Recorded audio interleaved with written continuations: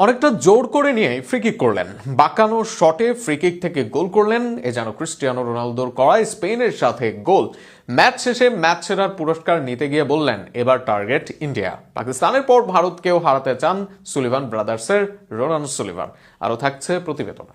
পুরস্কার বিতরণী অনুষ্ঠানে হাস্যোজ্জ্বল চেহারার এই যুক্তরাষ্ট্রের আশা রেনান বলেন, এটা অসাধারণ, দারুণ এক অর্জন। এরপর ভারতকে হারানোর লক্ষ্য। বাংলাদেশের কোনো তরুণের এমন 3 লাইনের সাক্ষাৎ দেশ জুড়ে শিরোনাম হবে, সেও কি সম্ভব? ম্যাচটি জাতীয় দলেরও নয়, বয়স ভিত্তিক দলের হয়েই নিজের অভিষেক ম্যাচেই তারকা বনে যাওয়ার রেনানের ব্যাপারে বলাই যায়, স্টার বানানো যায় না, স্টার জন্ম নেয়। মঙ্গলবার পাকিস্তানের বিপক্ষে ডেকলানের না খেলা হলেও সুযোগ পেয়েছেন রোনান সুলিভান।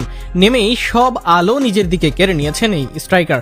তার করা জোড়া গোল পাকিস্তানকে হারিয়ে সাফে দারুণ শুরু করেছে বাংলাদেশের তরুণরা। ম্যাচের প্রথমার্ধে গোল আসেনি। দ্বিতীয়ার্ধের 53 মিনিটে রোনানের চোখ ধাঁধানো 30 গজি ফ্রি কিকে বাংলাদেশ এগিয়ে যায় 1-0 গোলে। সেই গোলের পেছনেও ছিল নানান নাটকীয়তা। রোনান যখন ফ্রি কিক নেয়ার জন্য বল হাতে নিলেন, তা নিয়ে নিতে চাইল দলের অন্য খেলোয়াড় ফয়সাল, কিন্তু দলকে জেতাতে আত্মবিশ্বাসী রোনান ফয়সালের বিরক্তির কারণ হলেও ঠিকই লাল সবুজের জয়ের কারণ হয়েছেন। বাঁকানো ওই ফ্রি কিক গোলে এরপর 67তম মিনিটে শেখ সংগ্রামের ক্রস রিসিভ করে রোনান বলে এমনভাবে মাথা ছুঁয়েছেন, পাকিস্তানি গোলকিপার কিছু বুঝেই উঠতে পারেনি। দলের স্কোরের পাশাপাশি নিজের গোল সংখ্যাও বাড়িয়ে ফেলেন এই স্ট্রাইকার।